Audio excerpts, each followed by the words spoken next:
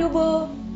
Здрасти. Здравей! Какво правиш? Къде си? В офиса съм. Искаш ли да се разходим, че главата ми гръмна от работа? Да, с удоволствие, само че първо трябва да мина през вкъщи. Добре, кога да се видим? Ами, ще ми трябват около 30 минути. Добре, ще ти звънна. Облечи се спортно. Защо да се обличам спортно? Ще видиш. Добре, хайде.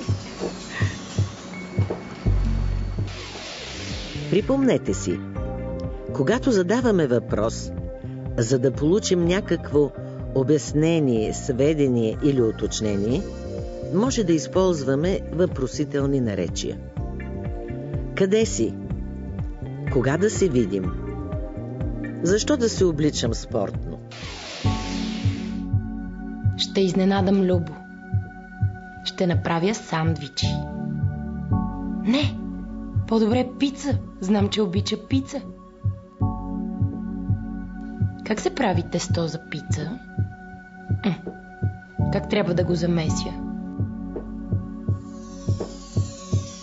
Така. Вода, брашно, малко сол. Как да се справя? Май няма да имам време. Я нещо по-просто. Ето това изглежда добре. Как се нарича това ястие? Да, и как се приготвя, да. Задушавате 2 глави лук, сварявате картофи. Сещам се. Как се наричаше онази подправка? Не се сещам, но няма да го правя това, сложно е. Най-добре салата. Ето, тази изпиля и майонеза, да. Тя как се казва? Пролетна. Ето, точно за случая. Когато питаме за начина, по който се извършва нещо, използваме въпросителното наречие как. Как се прави тесто за пица? Как трябва да го замеся? Как да се справя? С въпросителното наречие как се пита и за името или названието на нещо. Как се нарича това ястие? Как се наричаше онази подправка? Тя как се казва? Ало, Сашо, как е? Как вървят нещата? Така е. Работата не свършва никога, да, знам. А ти как си? Днес в офиса ли си? Така. Добре, ще мина по-късно. Да.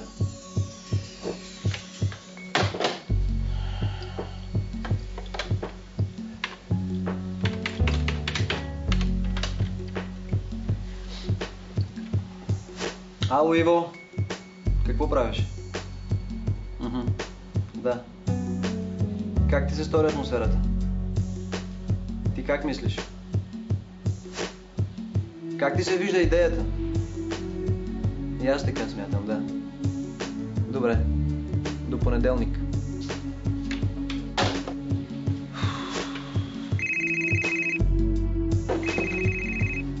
Ало, Силвия? Да, свърших. Тръгвам.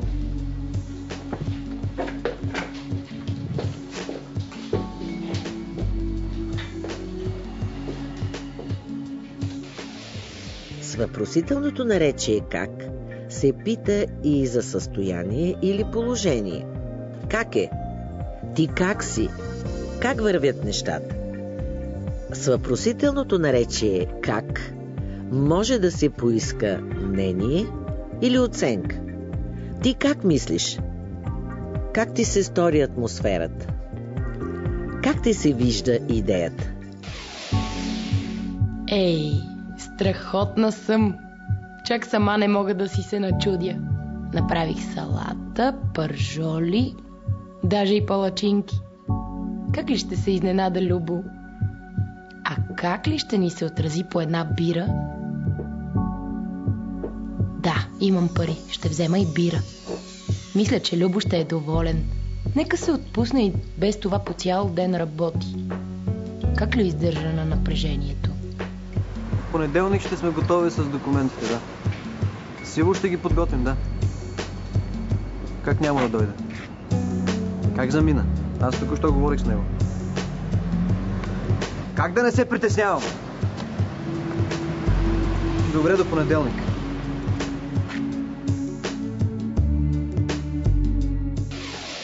С въпросителното наречие «как» и частицата «ли» може да се изрази учудване, недоумение. Как ли ще се изненада Любо? Как ли ще ни се отрази по една бира? Как ли издържа на напрежението?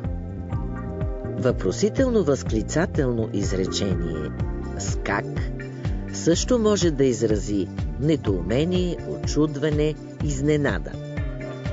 Как няма да дойде? Как замина? Как да не се притеснявам? Какво става? Защо си толкова ядосан? Как няма да съм ядосан? Сило трябваше да подготвим документите за понеделника, той заминал. Как така е заминал? Ей така. Петър ми се обади. Сило се чухме преди час, нищо не каза. Ужас. Ужас я. Как можа да го направя? Извинявай. Влизай.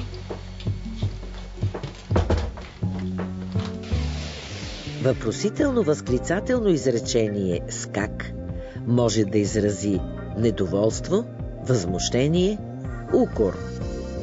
Как няма да съм ядосан? Как така е заминал? Как можа да го направи?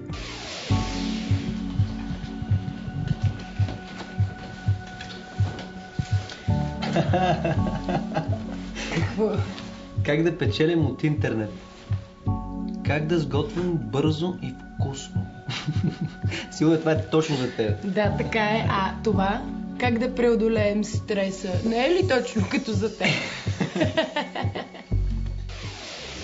Обърнете внимание. В някои случаи с въпросителното наречие «как» не се търси, а се предлага информация. Как да печелим от интернет? Как да сготвим бързо и вкусно? Как да преодолеем стреса? Искаш ли да отскоча от срещата да купя пържени картофи от бистрото? А не предпочиташ ли една тлъста пилешка пържола? Как да не предпочитам? И за гарнитура салата от зеле, марули, репички. Знам, че обичаш. Как да не обичам? А откъде ще ги купиш тези неща? Аз вече съм ги сготвила. За мен? Как няма да го направиш, щом е за теб? Чудесна си. О, знам. Обърнете внимание. Отрицателно изречение с «как» може да предаде положително твърдение. Как да не предпочитам? Тоест, разбира се, че предпочитам. Как да не я обичам? Тоест, разбира се, че я обичам. Как няма да го направя? Тоест, разбира се, че ще го направя. Страхотно. Не трябваше да се преуморяваш така. Можеше да купим нещо. Ах, как ли пък не? Ще даваме пари по ресторанти. Даже съм направила десерт. И десерт. Ами че как? Няма как без десерт. Направила съм палачинки с шоколад, сметана и банани. Браво. Много съм гладна вече. Хайде да ядем. Хайде. Въпросителното наречие «как» често се използва в устойчиви изрази. Как ли пък не? Ами че как? Няма как. Мислих да те поканя на романтична вечеря, но ти ме изпревари. Да, така е. А сега бих искала да ти помогна. Можеш ли? С удоволствие. Можеш да подредиш документите в офиса, ако искаш. Хайде да побързаме.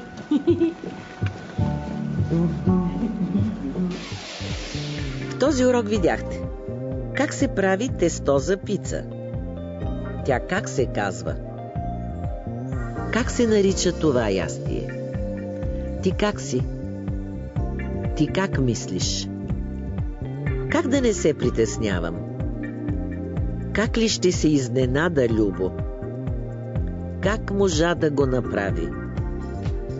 Как да преодолеем стреса? Как да не я обичам? Няма как.